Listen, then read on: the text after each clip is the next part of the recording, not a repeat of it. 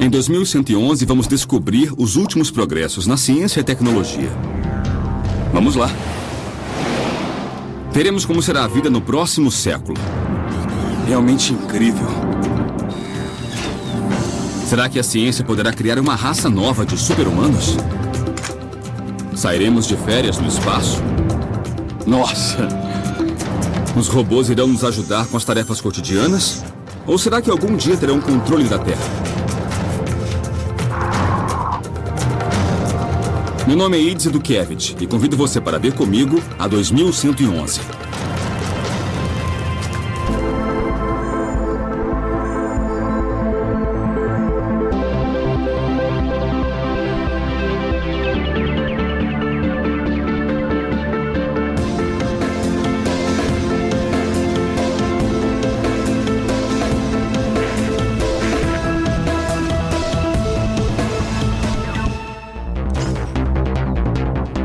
Talvez não tenhamos percebido, mas os robôs já fazem parte de nossa vida. Estão em nossos lares, fazem as tarefas cotidianas, fabricam os nossos carros e até começaram a guerrear por nós. Isso poderia ser considerado uma conspiração global, a forma como a inteligência artificial já está incorporada ao nosso mundo e como dependemos dela. Um dia os robôs evoluirão tanto a ponto de terem uma mente própria, de serem como os humanos. Chegará o dia em que eles controlarão o mundo. Nesta viagem contarei com futurólogos, especialistas que se dedicam a predizer como a tecnologia nos afetará no futuro. Nós não percebemos como a inteligência artificial já move grande parte da nossa civilização. Daqui a 10 anos, 20 ou até 100 anos, eles vão fazer parte da nossa vida de muitas, muitas formas. E ninguém vai se surpreender quando vir um ciborgue do seu lado.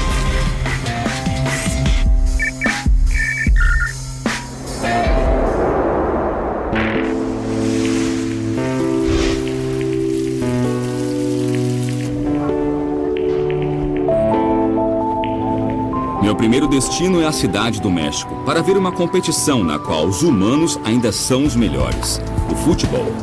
Esta é a 5ª RoboCup. Os melhores robôs do mundo se enfrentam em uma partida de futebol, um jogo que os engenheiros de robótica levam muito a sério. Cientistas acreditam que em 2050, uma equipe de robôs humanoides jogará contra o último campeão da Copa do Mundo, e os robôs irão ganhar. Um dos favoritos do ano é o Dot Max, um time de robôs de 60 centímetros que disputa o título pela 5ª vez consecutiva. O líder humano do time é o Dr. Juan Manuel Ibarra, que está muito confiante. O que o senhor considera um bom robô? Consideramos que um robô é bom quando pode realizar um mínimo de funções, como os movimentos de chutar a bola, levantar e cair, andar e correr de frente, de costas e de lado. Para executar tais movimentos, básicos no futebol, os robôs jogadores contam com uma tecnologia impressionante.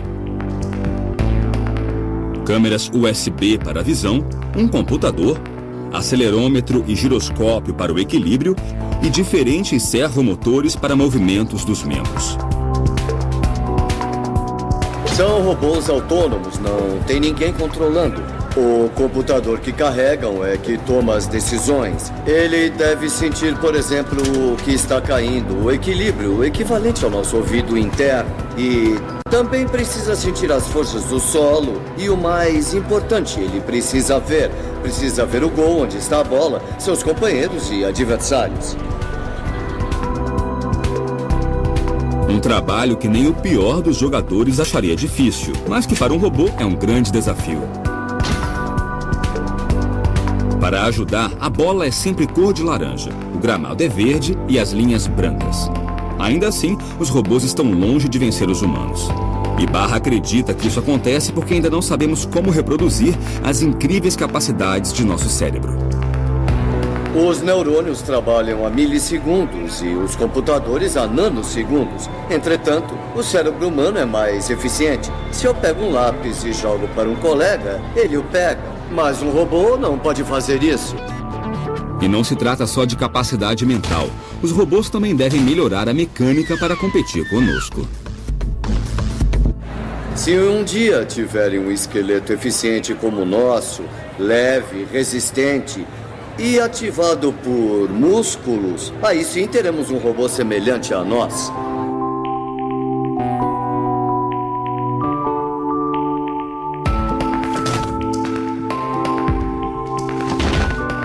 Embora os robôs sejam muito bons para cálculos, algoritmos, ajudar em fábricas, a verdade é que são péssimos em coisas que parecem simples para nós, como caminhar. O problema, a questão de locomoção é um problema extremamente complicado, não é um problema trivial. Então existem robôs que conseguem andar, né, mas nenhum deles consegue reproduzir a fluidez e o tipo de controle que nós conseguimos atingir, né?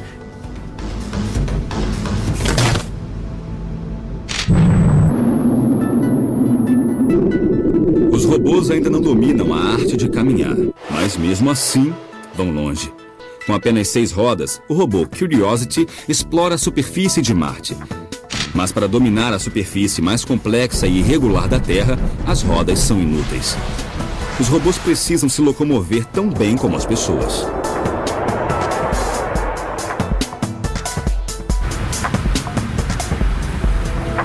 A minha viagem para investigar se algum dia os robôs irão andar ao nosso lado continua nos Estados Unidos. Eu vou ao Instituto Politécnico de Worcester, nos arredores de Boston, investigar uma possível solução do problema do caminhar. Conhecerei Eduardo Torres, um engenheiro que acredita que a solução do problema esteja em robôs mais sensíveis.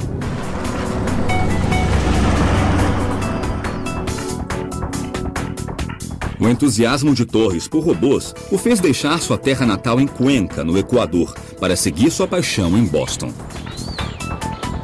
Por que é tão difícil para os robôs fazer uma coisa tão simples para nós como andar? Ao contrário dos robôs de hoje, nós possuímos muitos sensores no pé, então temos grande sensibilidade e podemos detectar tudo que existe no terreno. Para o Dr. Torres, o segredo de como caminhar não está em um cérebro mais poderoso, nem em uma visão mais precisa, e sim na sensibilidade. Para provar sua teoria, ele propõe um teste simples. Agora quero que perceba que está usando a informação que vem dos sensores do seu pé. Então você sabe onde está a beira do degrau, quando pode dar o passo seguinte, e ainda tem consciência de onde está o peso do seu corpo. É essa mesma informação que usamos quando estamos andando normalmente, só que é inconsciente para nós. Nossos pés possuem mais de 7.000 terminais nervosos. A informação visual é incompleta e pode enganar-nos fazendo acreditar que uma fina camada de gelo é um caminho firme. Sentir cada passo é mais importante que ver. Considero a pele muito importante, baseado na teoria de inteligência artificial chamada inteligência corporificada, que defende que nós somos inteligentes porque nós temos um corpo e é ele que nos permite sentir e interagir com o resto do mundo. Baseado nessa teoria, o Dr. Torres focou em tornar o corpo de seu robô mais inteligente. Eduardo, mas quem é esse robô? Esse é o caminhante. E por que vejo só a metade dele? Porque estamos interessados na parte que caminha. Então decidimos não dar tanta ênfase à parte de cima. Nós consideramos que sempre haverá um peso acima. E isso já é suficiente. Me conta um pouco o que faz o caminhante ser tão especial. Ele tem o dedo polegar, que é importante para caminhar, como pode ver. Mas talvez a maior diferença com os outros robôs atuais seja esses sensores aqui, os sensores de tato, a pele. Com a sensibilidade desenvolvida, ele pode detectar em qual lugar da superfície está sendo aplicada a maior parte do peso. Assim, se o robô inclina para um lado para dar o passo seguinte, os sensores indicam onde está a pressão e qual o próximo movimento. Peraí, então isso é o que basicamente torna o caminhante um robô diferente de qualquer outro que existe no mundo? Exato. É a borracha de silicone com a qual criamos a estrutura para ter o efeito das impressões digitais. Assim, podemos medir as forças normais e laterais. As normais daqui e as laterais que vêm assim. O caminhante possui 182 sensores, uma pele mais parecida com a humana e um computador capaz de processar a informação, respondendo com ordens rápidas e precisas para evitar qualquer queda. É um passo importante para a robótica. Pouco a pouco vencemos o desafio de fazer robôs andarem como todos nós. Mas caminhar não é a única habilidade para serem realmente úteis no futuro. Eles devem aprender a usar as mãos para trabalhar com a gente. Já existe um robô que faz um dos trabalhos manuais mais delicados que existe, o do cirurgião.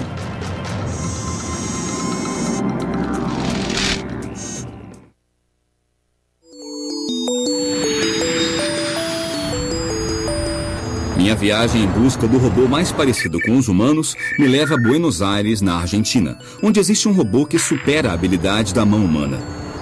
Ele é tão bom que foi batizado de Da Vinci.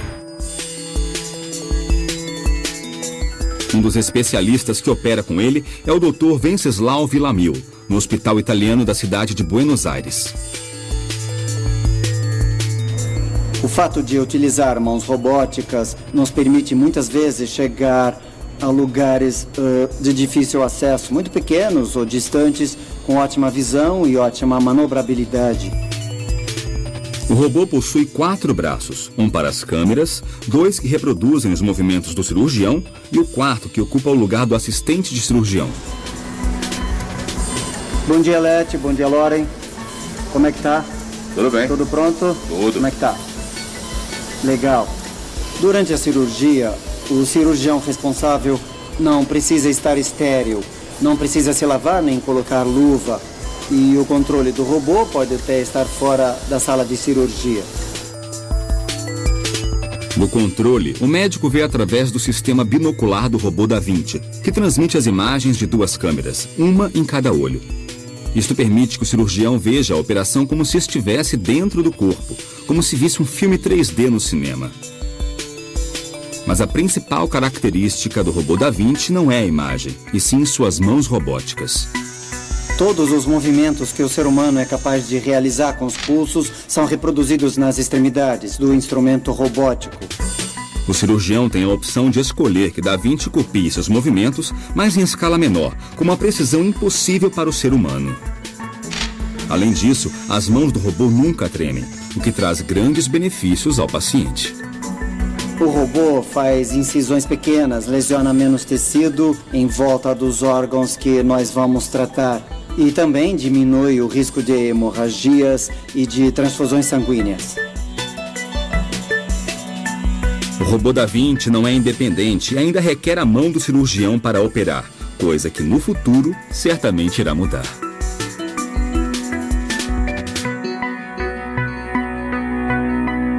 Com o tempo, programaremos os próprios robôs para que sejam independentes. Vai acontecer e será dentro dos próximos 10 ou 15 anos. Será muito rápido. Os humanos que tiverem que se submeter ao bisturi vão escolher procedimentos mais avançados executados por robôs cirurgiões em vez de humanos. Estou numa missão para descobrir invenções que ajudem nossa vida diária no futuro.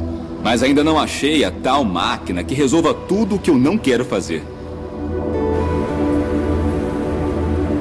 A próxima parada de minha viagem é Itaca, nos Estados Unidos, onde um robô está aprendendo a ser um bom dono de casa. Aqui na Universidade Cornell, Yu Yang e sua equipe trabalham em Kodiak, um robô doméstico que, diante de logaritmos de aprendizagem, vai descobrindo como se virar em nossa casa. Kodiak é o primeiro robô assistente pessoal.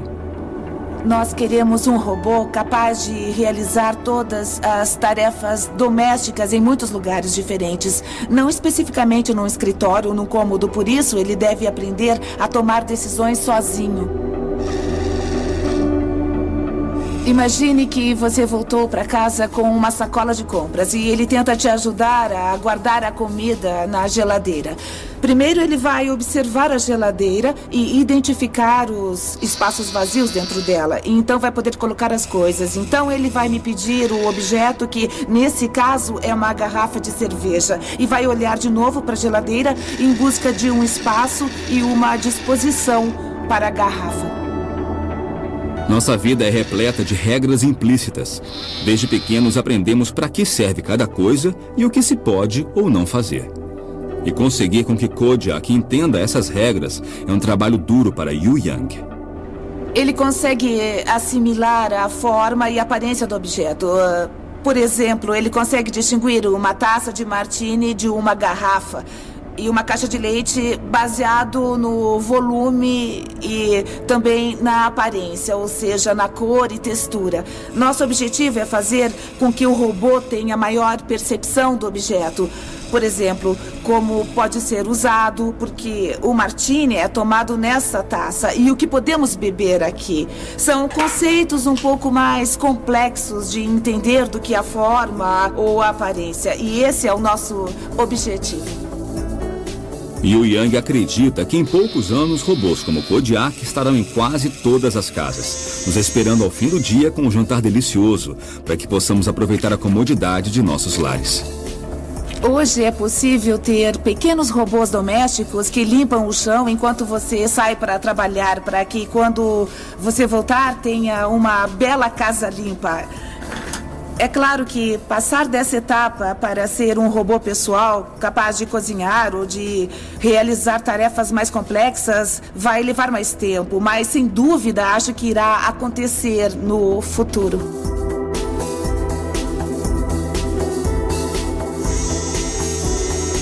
Queremos criar robôs capazes de imitar os humanos, de ajudar os humanos e melhorar nossa qualidade de vida. Estamos aprendendo como encontrar o caminho da nova geração de robôs imitadores de humanos. Parece que nosso sonho de ter ajudantes mecânicos em casa está mais perto do que imaginamos. Mas os robôs podem ir além do que só lavar pratos. Na verdade, não é um futuro tão distante. Há um robô que trabalha tão bem que a NASA já o contratou para trabalhar no espaço.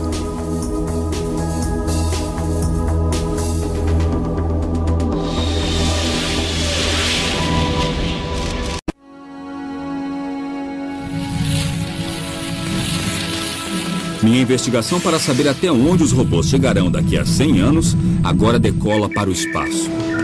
A NASA desenvolveu o que chamam de robô mais ágil do mundo, o Robonauta. Esse robô humanoide desenvolvido para ajudar astronautas em tarefas de reparos e manutenção de naves não tem só a aparência de humano, mas foi projetado como tal. Com mãos e braços, esse robô é capaz de usar as mesmas ferramentas que a tripulação.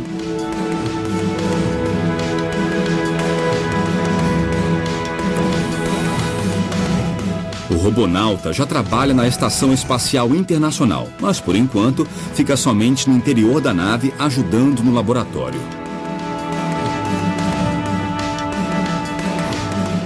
Mas a próxima versão, com recursos necessários para suportar as temperaturas extremas do espaço, poderá até mesmo reparar o exterior de naves espaciais. Em vez dos humanos viajarem ao espaço, estamos falando de um futuro espacial que não será humano. Os robôs inteligentes é que viajarão. Acho mais provável que eles partam para essas missões. De certo modo, será mais fácil enviar um robô ao espaço para uma missão de 25 anos do que um humano, porque os robôs podem ir mais longe e resistir em ambientes mais hostis.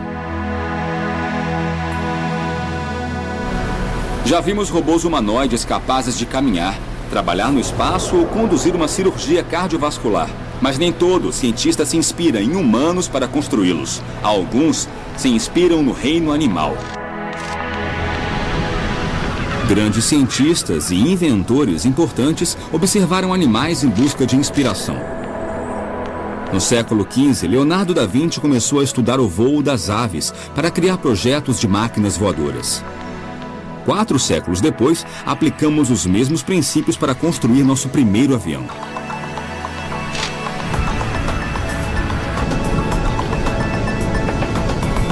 Agora, essa busca inspirada na natureza nos leva para os arredores de Nova York. John Long é fundador do Laboratório de Pesquisa de Robótica do Vassar College. Ele é especialista em biomimética, o estudo de projetos tecnológicos baseados na natureza. Um dos maiores desafios da biomimética é entender o mundo dos animais e das plantas, que é muito complexo. O mais simples dos animais é mais complexo que qualquer coisa construída por um humano. Quando se trata de desenvolver robôs, muitos engenheiros buscam inspiração no ser humano, porque seus robôs são projetados para substituí-lo em tarefas cotidianas de animal terrestre. Mas nos oceanos é preciso buscar outro modelo. Não vou construir um robô do Michael Phelps. Sabe, que nade e explore por mim. Para isso, eu vou querer um robô tubarão. Assim, a ideia de unir a biologia, a robótica, se torna mais poderosa. Estamos interessados num mundo que conhecemos pouco. Hoje nós sabemos mais da superfície da Lua do que sobre o fundo do oceano. Para aprimorar os movimentos de seus robôs nadadores, Long estuda o esqueleto dos tubarões, já que a coluna vertebral desses animais é peça-chave dentro de seu poderoso sistema de propulsão, o sistema que o professor quer recriar.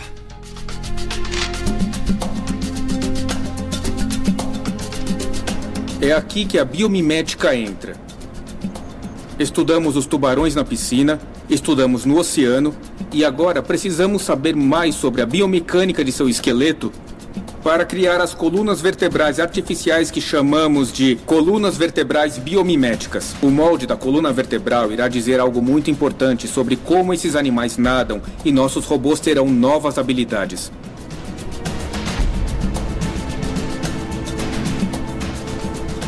Removemos a coluna vertebral do tubarão e fizemos testes biomecânicos para estudar sua resistência, quanta energia armazena e qual seu nível de propulsão. Agora precisamos descobrir como fazer uma coluna vertebral artificial para usar em nossos robôs. Para criar a réplica, ele usa uma gelatina firme que imita a consistência da cartilagem do tubarão.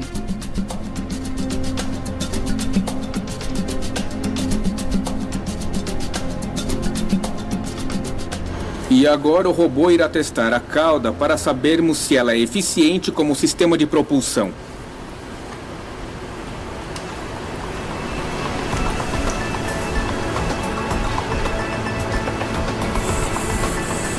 O objetivo é testar se a coluna vertebral artificial oferece a propulsão esperada para ser aplicada em novos robôs que poderão se mover no oceano.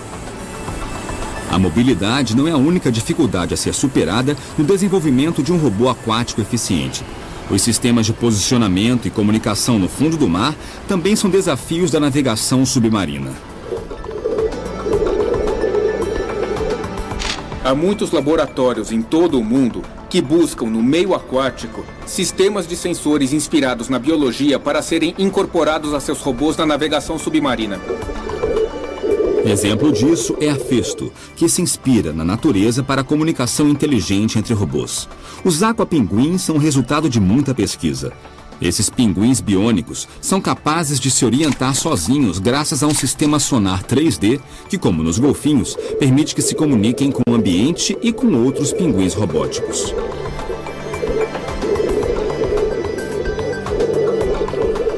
Os tubarões têm uma habilidade incrível de detectar campos elétricos. E todos os animais, na verdade, são elétricos. Geramos pequenos sinais elétricos com os nossos músculos. Os tubarões rastreiam outros peixes, mesmo sem vê-los. E queremos entender essa habilidade eletromagnética para que os robôs aquáticos naveguem com mais eficiência.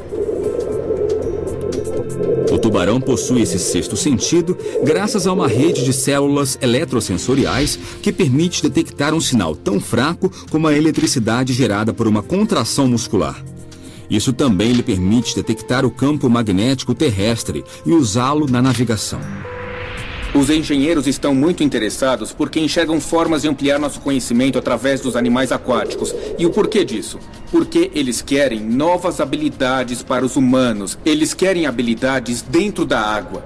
Muitas coisas que desconhecemos acontecem na água. E nós, humanos, temos que ir até lá. Para isso, temos que ter máquinas inteligentes, Máquinas inteligentes como os robôs biomiméticos.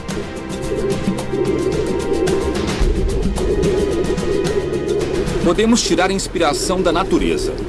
Mas tem uma coisa que nos diferencia dos animais: nossa inteligência. Coisa que ninguém tinha conseguido reproduzir até agora.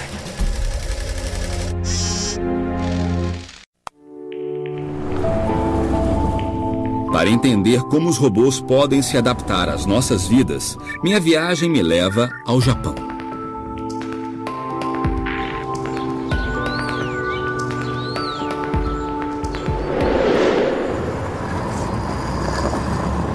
Quando pensamos em robôs, imaginamos máquinas que repetem uma tarefa automaticamente uma e outra vez sem descanso, mas que nunca raciocinam sozinhas. Isso está para mudar.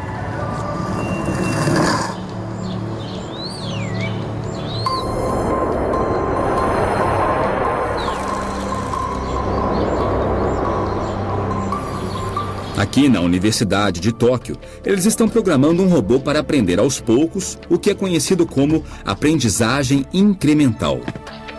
O nosso robô tem uma rede neural de padrão especial que nós chamamos de SOIN, sigla em inglês para Rede Neural Incremental Auto-Organizada, e foi projetada especialmente para a aprendizagem incremental online. E o tempo todo ele aprende coisas novas? Sim.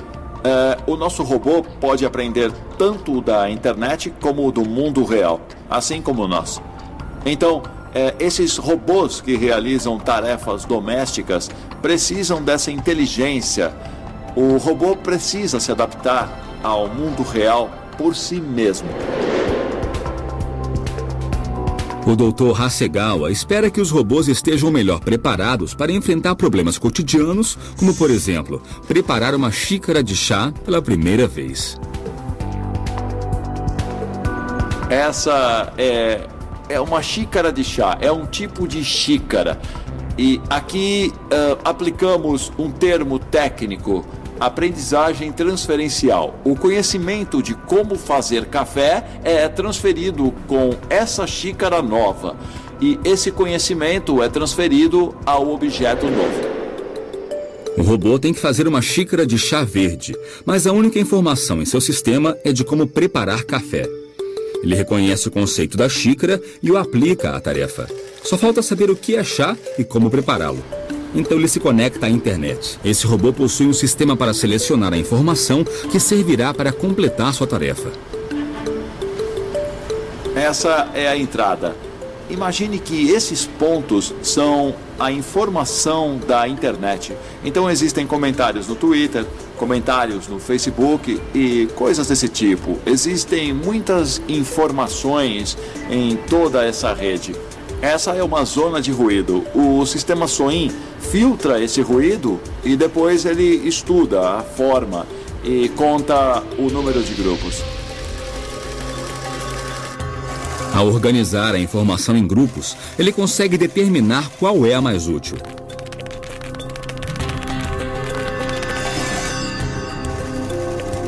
A capacidade do sistema SOIN pode melhorar a inteligência de muitas tecnologias.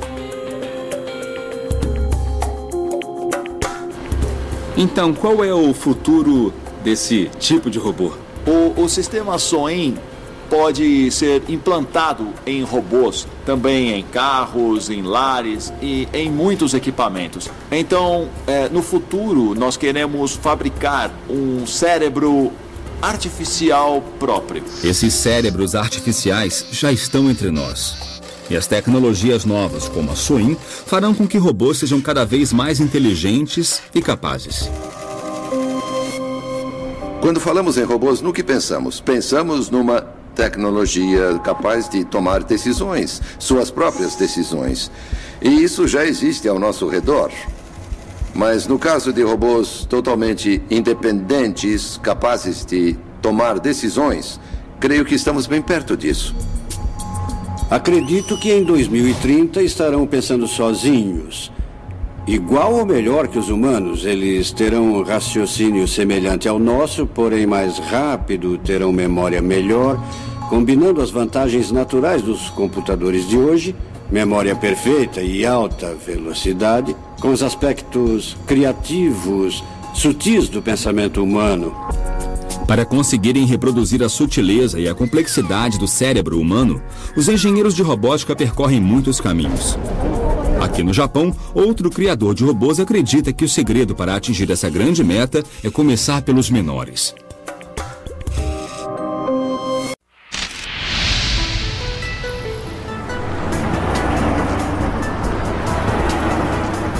Minha jornada em busca das habilidades e do futuro dos robôs continua na cidade de Osaka, no Japão. Aqui, um dos líderes mundiais em robótica, o Dr. Minoru Asada, trabalha em um projeto revolucionário que mudará não somente os robôs, mas também nossa relação com eles. Talvez nossas expectativas com os robôs sejam altas demais. Queremos que trabalhem assim que abrirmos a caixa e que sejam mais inteligentes do que nós, humanos. O Dr. Asada, da Universidade de Osaka, no Japão, se inspirou no modo como os nossos filhos aprendem. Passamos horas ensinando desde andar até como se comportar. E ele acha que se fizermos o mesmo com os robôs, eles aprenderão e se comportarão mais como nós, humanos. Para provar sua teoria, o Dr. Asada tem um laboratório repleto de robôs de diferentes idades. Ele me mostra o mais novo. Há vários robôs. O primeiro é Neone. Seu nome vem de neonato ou recém-nascido. Em vez do robô ser pré-programado ao aprender da internet, Asada está desenvolvendo uma técnica que ele chama de aprendizagem espelho. Então o Neone vê um humano fazer uma coisa e imita. Isso mesmo. Nós estudamos como o feto, a criança ou o bebê, se desenvolve através da interação com seus cuidadores e nós queremos aplicar esse modelo também aos robôs no futuro. Então irão se espelhar em nós, vão agir como humanos e talvez pensar sozinhos? É isso? Isso mesmo. E um dos objetivos do projeto é desenvolver robôs semelhantes aos humanos como um espelho ou algo assim. É isso, entendeu? Neone pesa somente 3 quilos, tem sensores táteis, câmeras para visão, microfones para ouvir, processadores e memória que lhe permite aprender. Como recém-nascido, começa a vida sem saber engatinhar ou andar. Ele deve aprender tudo com os humanos ao seu redor, mas uma vez que aprende, nunca mais esquece. O laboratório do professor Asada reúne diferentes versões do robô Neone e todos estão aprendendo com seus tutores humanos. Não é exatamente como os nossos bebês, mas para humanizá-lo vou ensinar como abraçar. Primeiro eu vou erguer os braços dele, assim. Depois eu abro as mãos dele e abaixo os braços. Pronto. Nós podemos pedir para o Neone repetir o movimento que ele ensinou para ver se ele entendeu corretamente. Pode fazer isso para a gente? Legal. Que ótimo. E agora, o Neone vai lembrar do movimento que ensinou para sempre. Nossa, é incrível. Eu acho que isso é bem natural e muito intuitivo. É simplesmente como se fosse um bebê humano. O Dr. Asada também utiliza o método para que os robôs aprendam a falar. Estes aqui são só robôs com voz. Nossa. É. Tá, vamos ver. É isso mesmo. Olha só. Sei. O cuidador se encarrega de ensinar e a criança, além de imitar o som, ainda organiza as vogais japonesas em categorias como A, I, U, E, U.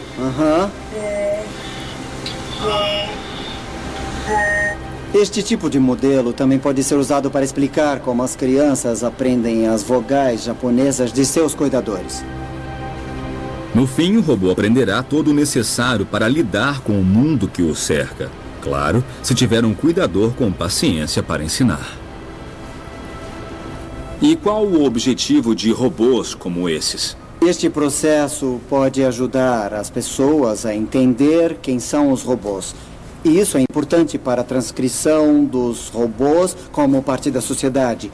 Os humanos, a sociedade, devem se preparar para isso. Caso contrário, vai ser difícil os robôs serem aceitos pela sociedade. Então, programar robôs dessa forma irá nos ensinar um pouco mais sobre nós mesmos. Sim, eu acho que sim.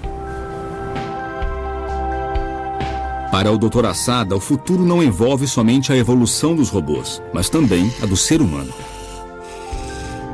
No Japão, nós acreditamos no animismo que tudo tem alma. Por exemplo, a caixa ou a mesa, absolutamente tudo. Por isso, para os japoneses é bem mais fácil aceitar os robôs como parte da sociedade. Professor, daqui a 100 anos, como imagina que os robôs serão? Nós teremos robôs. Eles serão bem humanos, mas não serão tratados como humanos, e sim como companheiros ou então parte da família. Esse é o meu desejo. A pergunta interessante é como vai ser quando houver robôs artificiais com emoções, com sensibilidade. Sensibilidade artificial, quando começarem a se preocupar com eles como espécie e não só com os humanos. Será que isso vai gerar outra competição entre formas de vida no nosso planeta, particularmente porque terão informação biológica? Sim, é o que nos espera. Esses robôs cada vez mais ágeis e mais inteligentes, sem dúvida serão parte de nosso futuro. Mas uma pergunta ainda permanece no ar. Será que um dia ainda irão evoluir a ponto de tomarem o controle?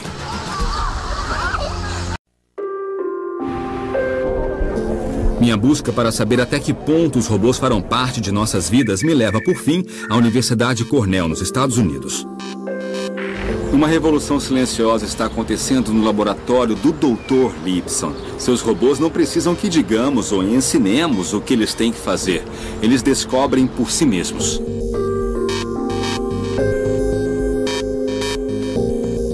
Há duas escolas. Em uma, o programador ou um engenheiro pensa em todas as coisas que podem falhar, em todas as possibilidades e pré-programa todas essas situações no robô. A outra opção, a que a natureza escolheu, é deixar que o robô aprenda por conta própria. Mas os robôs não possuem nenhum código de informática que indique como se mover. Eles devem se programar sozinhos.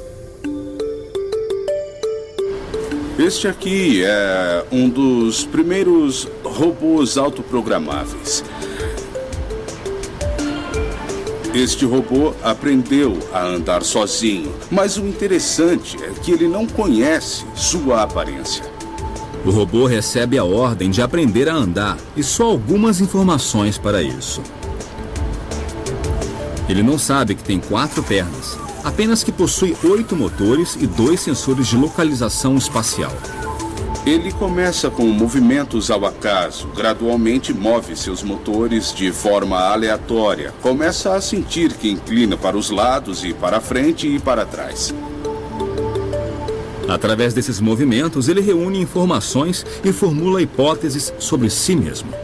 Talvez seja uma serpente, uma aranha, uma árvore, e começa a descartar certas hipóteses que não condizem com a realidade. E então, depois de uns 4 dias fazendo isso, com esses movimentos aparentemente aleatórios, ele começa a formular uma autoimagem. E a partir dessa imagem, ele aprende a andar.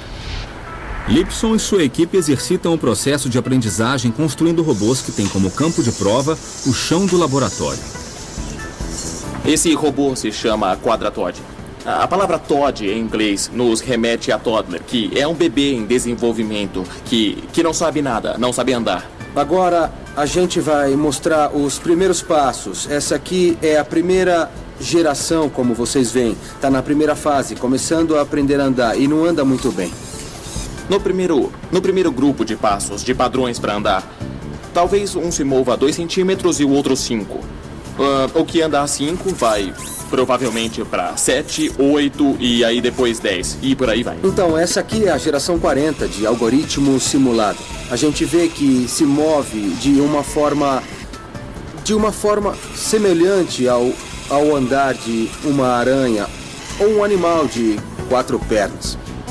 Nós notamos que as pernas estão coordenadas, né? Ele aprendeu que é útil mexer algumas pernas por vez, mas mesmo assim, olha, ele só consegue mexer uns 10 centímetros do lugar que ele está.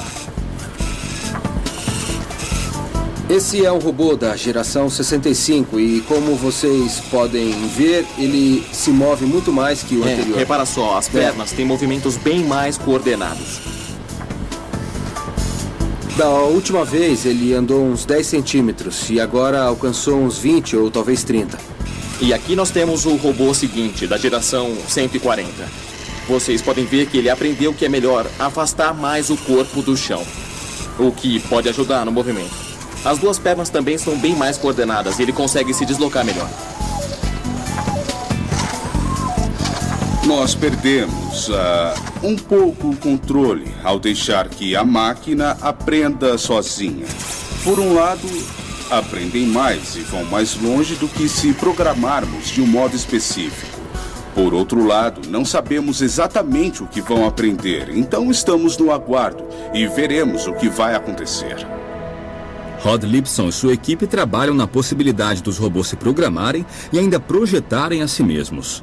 Um projeto que começou no mundo virtual. Temos milhões de robôs competindo numa espécie de simulador de jogo. Aqui o computador pode construir muitos robôs com pequenas variações, testá-los, analisar seu desempenho no mundo virtual, realizando tarefas, cooperando e competindo entre si. E depois pode reproduzir os que funcionam melhor, duplicá-los com pequenas variações e repetir o processo. Mas a equipe descobriu que os resultados com simuladores não condiziam com os resultados obtidos em robôs reais. Então, o próximo passo é deixar os robôs se construírem sozinhos usando uma impressora 3D. Em nosso laboratório, trabalhamos com a ideia de máquinas que constroem máquinas, que elas se construam sozinhas, se autoconsertem e se adaptem a novas situações e melhorem com o tempo. Lipson está começando um processo que talvez reflita nos robôs do futuro. Uma vez nesse ponto, os computadores poderão fazer seus próprios projetos e ficarão cada vez mais inteligentes ao projetar sua própria geração seguinte. Talvez dentro de 50, 100 ou 200 anos tenhamos máquinas com um nível de inteligência semelhante à dos humanos, ou talvez superior a ela em certos aspectos. Pode ser que a nova geração de robôs do ano de 2030 consiga se programar para sentir emoções, ser mais inteligente do que os humanos, ou ter capacidades que agora nem dá para imaginar. Nessa jornada, conheci robôs que aprendem, robôs que se autoprojetam e constroem a si mesmos. Não sei se os robôs tomarão controle do mundo daqui a 100 anos, mas estou certo de que eles serão parte essencial de nossas vidas e serão cada vez mais inteligentes e mais fortes. Mas o que eu também tenho certeza é de que os engenheiros do futuro sempre terão um botão para desligá-lo ao alcance da mão. Dessa forma, quem estará no controle seremos nós humanos.